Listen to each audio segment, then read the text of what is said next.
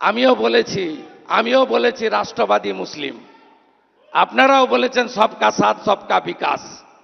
আর বলবো না, বলবো जो हमारे साथ हम उनका साथ।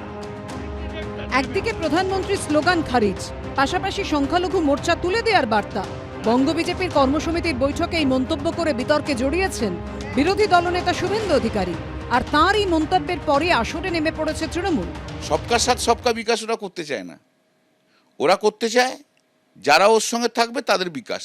আসল কথা সেটা শুভেন্দুর মুখ দিয়ে আজকে বেরিয়ে গেছে। সবকা সাথ সবকা বিকাশ ছিল ভারতীয় জনতা পার্টি নরেন্দ্র মোদীর একটা এমটি স্লোগান। শুধু নির্বাচনটাতে জিততে হয় বলে এমটি স্লোগান।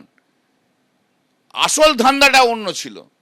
ধান্দাটা হচ্ছে হিন্দু রাষ্ট্র করব, আর যে রাজ্যে যেখানে মানুষ ওদেরকে ভোট দিয়ে বেশি সংখ্যায় যেতে হবে তাদের শুধু উন্নতি করব, উন্নয়ন করব, আর কোনো রাজ্যের করব না।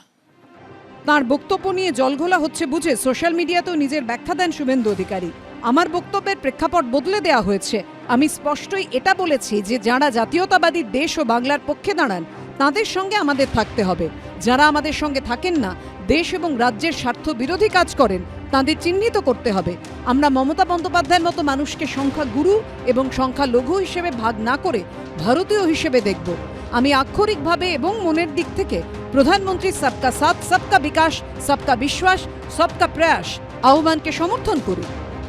লোকসভা ভোটে বাংলায় 19টি আসন থেকে 12তে নেমে এসেছে বিজেপি। রাম মন্দিরকে রাজনীতির হাতিয়ার করে ভোটে নেমে গোটা দেশেও বিজেপির আসন সংখ্যা কমেছে। প্রথমবার নিরঙ্কুশ করতে সংখ্যাগরিষ্ঠতা অর্জন করতে ব্যর্থ হয়েছেন নরেন্দ্র মোদী।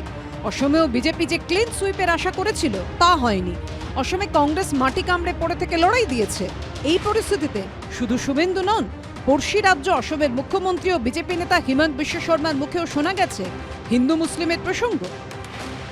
मैं असम से आया हूं, ये मेरे लिए बहुत बड़ा मुद्दा है।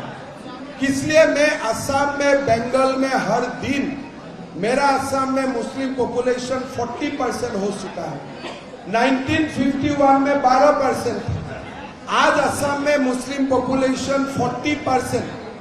हम जिला की जिला खो चुका है। तो मेरे लिए ये मुद्दा पॉलिटिकल नहीं है, मेरे लिए ये जीना और मरने का मुद्दा है। ক্ষমতায় না আসতেই এত মারপিট, ক্ষমতায় আসলে তো রাস্তায় রক্তারক্তি হবে। এ তো তৃণমূলের চেয়েও ভয়ঙ্কর।